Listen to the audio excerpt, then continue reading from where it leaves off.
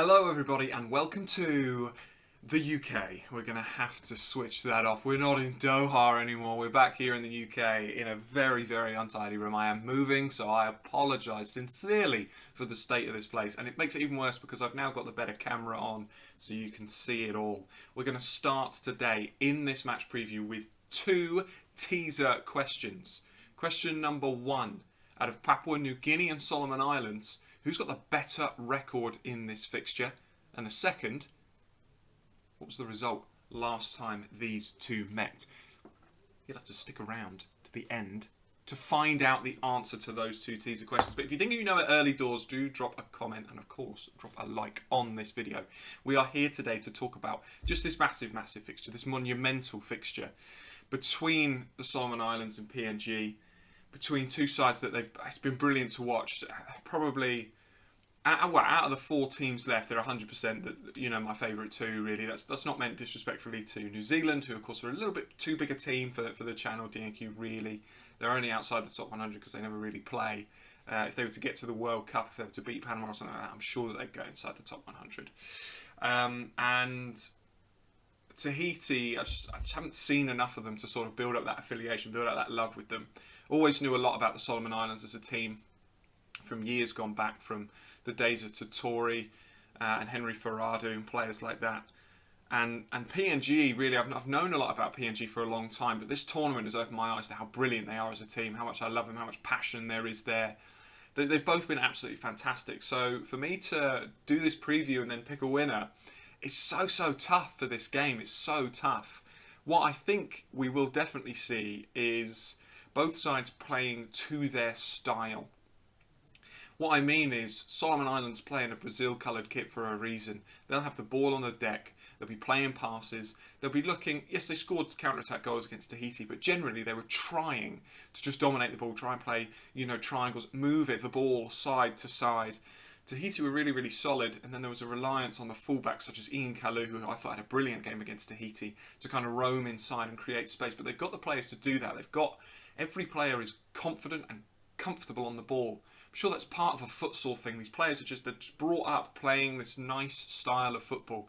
And of course, they don't have the physical height advantage. They are quick. I mean, you saw the counter-attack, they're rapid, but they don't have the physical advantage to play direct, play long ball. So they have to get the ball down on the deck and they have to pass it about, but they do it so well. And the coach Felipe is very demanding of these players, but he didn't get much out of them in the Cook Islands game against the 10 men at the back. But against Tahiti, they were absolutely brilliant. They were honestly brilliant and fully deserved the win. 2 counter-attacking goals, a hat-trick for Rafa. What a performance that was to get you into the semi-final. And of course, that win guaranteed that they wouldn't play New Zealand, who won 7-1 against New Caledonia. It meant that they would play the winner of PNG Fiji. And of course, that's the most recent game that we have to go off from a PNG perspective. It's tough to really look at them because they lost to New Zealand 1-0. Brilliant defensive performance, but it was a weakened New Zealand. Then they played against New Caledonia and they were brilliant defensively, scored a good goal. And I've said in all my previews, I think, for PNG, good side, really good side, so solid defensively. But they do struggle a little bit to score goals. They're 3 games in now and they've scored 3 goals. And they've scored 1 against New Cal, 2 against 10-man Fiji. So it's like, it's difficult to kind of say. And I actually kind of called it bang on. I said Semi and Kepo have been playing really well. And they, of course, scored the 2 goals. And Semi will be a threat in this game. He will be a threat, as will Kepo. But the speed and the composure of players like Iangari, and like I've already said, Kalu at the back, I feel like the Solomon Islands will be really tough for PNG to get a goal in this game. And I think that PNG, as I've said, the whole way through, they do have to try and build on the foundation of a clean sheet. We know who the best centre-back in the tournament's been. We know who that's been, so we don't need to talk about it anymore. But that duo at the back is really good. Really good. The fullbacks as well are really solid. Joe is fantastic at right back. And whether you've got Upayega or, the name escapes me, the other fullback who's brilliant as well, that's just a solid back four. They were opened up by Fiji on a brilliant counter-attack, but that was just a great goal by Fiji. And then, of course, when Fiji went down to 10 men, they weren't in any trouble. Nalabu is a brilliant, powerful striker, but we still saw they were relatively comfortable with him. You got Warasan between the sticks as well, who's just a nutcase, and I love him. So this game's just going to be so hard to call. Tactically, Solomon Islands slightly more of the ball, for sure. For sure. Counter-attack to Tommy Semi from Papua New Guinea, of course. I feel like this doesn't need me to tell you that this is how it's going to be. The Solomon Islands are going to try and dominate the ball, try and have more possession. PNG are going to try and hit counter-attack.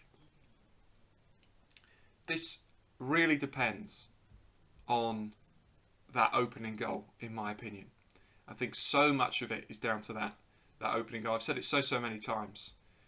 But I think that it might... This time, I'm so sorry, PNG fans, because you know how much I love PNG. I think that Solomon Islands might have a touch too much. And part of that, is just that PNG have played they've played 3 games in the group of death. They played New Zealand, New Caledonia, Fiji, all these games, such high octane, high tempo, Late goal against New Zealand, battled so hard against New Caledonia, and then that game against Fiji, he's going to knacker you out mentally, physically. That must be so tired, these players. Solomon Islands have played 2 games, one against the Cook Islands, where they wouldn't have been that tired because they dominated the ball, and then Tahiti in a bit of a random game that if they'd have lost it wouldn't have mattered. So mentally there's not the stress there. Now they go into this game, it's the first big game that Solomon Islands have had in this tournament, but I just think they'll be fresher. I just think they'll be a little bit physically fresher, mentally a bit fresher, and I also think they've got a little bit more firepower off the bench as well. I don't know if we'll see Raymond Ganemba start this game. I imagine that we will. Who's another good player who's not really shined yet at this tournament, so maybe it's time for him to kind of come out and kind of prove us all wrong in a way, that he can perform at this level. But for me, I think, unfortunately for the Kapuls, I think that that Solomon Islands will just have a touch too much today. A touch too much. I was going to say then, I hope I'm wrong, but I'm not sure. I'm not sure that I mind out of these 2 teams, because I think whoever gets to the final out of these 2 can cause New Zealand a tough game. I genuinely believe that. I think the Solomon Islands would cause them trouble defensively, and I think that... And what I mean by that is the attack of the Solomon Islands. And for PNG, I think, again, you'd see a solid defensive display. I think that this strengthened New Zealand side will probably go on and win it. So I think that this is kind of the final big game for D&Q. We're going to do a watch-along for this game as well. So if you watch this video, keep tuned. We're going to be doing a live watch-along here from the UK. So we're going to be streaming the game and then chatting it through to you. So you can have the game on in the background and have us here chatting it through as well. So that'd be great to have loads and loads of support on that. Would be absolutely fantastic. I'm predicting a narrow Solomon Islands win in this one, and I'm maybe going to go with a 2-0.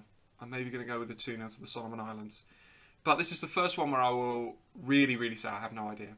And that is just a guess. That 2-0 is just a guess. If I'm right, I'm not even going to claim it as, oh yes, look at me, because it's just a guess. All I want is a good game, and I want a respectful game, and I want these 2 opponents to really go for it for a place in the final. If you're from either of these places and you've been supporting the channel, I'd also just like to say a huge thank you, because this channel's really grown throughout this tournament, and it's from fans from all over this region, all of the countries that have participated, even some that haven't. So it's been really great to have you with us. We love your comments, we love your feedback, and we're going to do so much more stuff on Oceania even once this tournament's done. So do stick around. But yeah, just from the bottom of my heart, thank you so much. And of course now, what you're really looking forward to is those teaser questions. So who has got the better record out of these 2 sides? Well, it is actually the Solomon Islands that have the better record of these 2 sides. They have played each other 21 times. PNG have won 5 of those.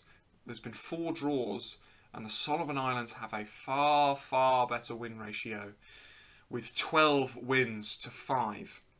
But the goal difference across all that is only 8 in the favour of the Solomon Islands, so close games. And that is really proven by the recent results. They played each other, this is of course the other question, they played each other in June of 2017 at both the Lawson Tama and the PNG football stadium. And Solomon Islands ran out narrow winners in both. 3-2 at the Lawson Tama and then 2-1 at the PNG football stadium. Foster, Asa and Gunemba, the scorers in those games. Just frantic games, but they were so close. But the only thing that I will say on that and the fact that Solomon Islands have the better record and are going into this with, you know, the most recent wins is, don't forget, in the 2016 OFC Nations Cup, Solomon Islands won PNG 2 that saw PNG into the final against New Zealand, where they lost on penalties. So don't ever forget that it is not over until it is over in this tournament. Thank you so much for being with us. Don't forget to join us for the live watch along, which will start about 15-20 minutes before kickoff. It'll be great to have you with us. And as ever, we will see you next time.